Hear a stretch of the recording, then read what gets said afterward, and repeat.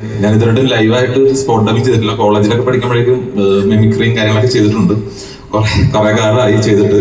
അവർ 2-3 നടന്മാരുടെ ശബ്ദം അവരുടെ യഥാർത്ഥ സിനിമയിലെ സീനിന് സ്പോട്ട് ഡബ് ചെയ്യാനാണ് നോക്കുന്നത്. ചിലപ്പം ടൈമിങ്ങിലൊക്കെ ചെറിയ തെറ്റുകൾ വരും, കാരണം ചെയ്യാനുള്ള സമയം കിട്ടില്ല ഇവിടുത്തെ സ്കിറ്റും പരിപാടികളായിട്ട് നടന്ന കാരണം. അപ്പോൾ എല്ലാവരും തെറ്റിയാലും ഒന്ന് കൈയടിച്ച് പ്രോത്സാഹിപ്പിക്കണം. Okay, thank you.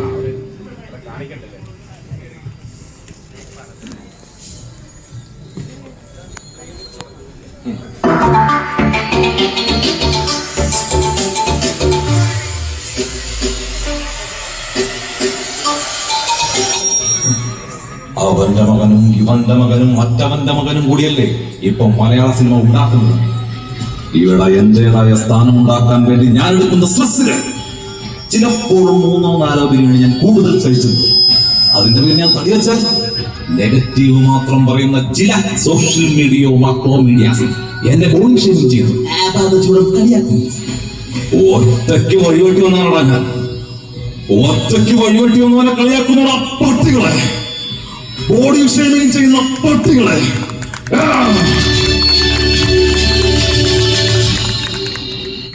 നിന്നെ കാണാൻ ജോർജ് സാർ ഇവിടെ വന്നിട്ടുണ്ട്. നിന്റെ മുന്നിൽ ജോർജ് സാർ ഇങ്ങനെ നിൽക്കുന്നുണ്ടേലേ, നീ ജോർജ് സാറിനെ കുറഞ്ഞ് അറിയാനുണ്ടനെയാ.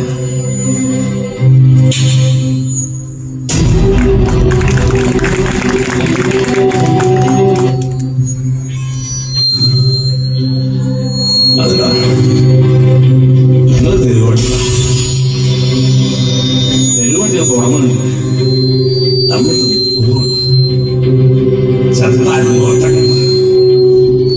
പിന്നെ നിന്റെ എറണാകുളം സിറ്റി അതിന്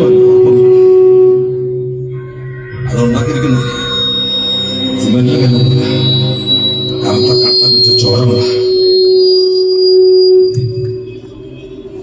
പെങ്ങളുടെയൊക്കെ ചോരക്ക് ചോര കേൾക്കണം. എന്റെ മുന്നിൽ അപ്പുറത്ത്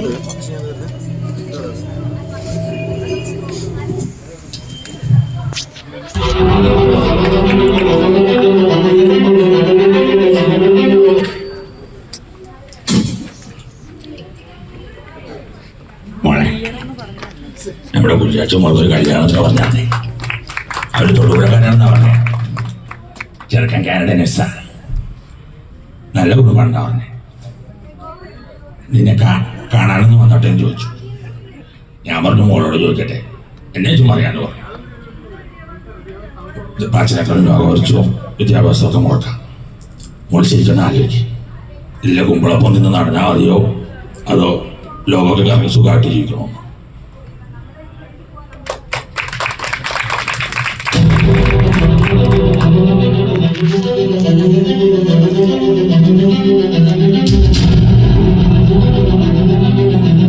കാലുമാറാൻ നടക്കുന്നവൻ കാലുമാറിയപ്പോൾ അതിനുശേഷം ഒരു അഭ്യർത്ഥന, വോട്ട് ചെയ്യണം അത്രേ. ഇങ്ങനെയൊരു കാലുമാറ്റക്കാരനെ പേരാ എങ്ങാനും കാലുമാറ്റക്കാരുണ്ടോ? ഉണ്ടെങ്കിൽ ഇത് വഴിയേ പോരും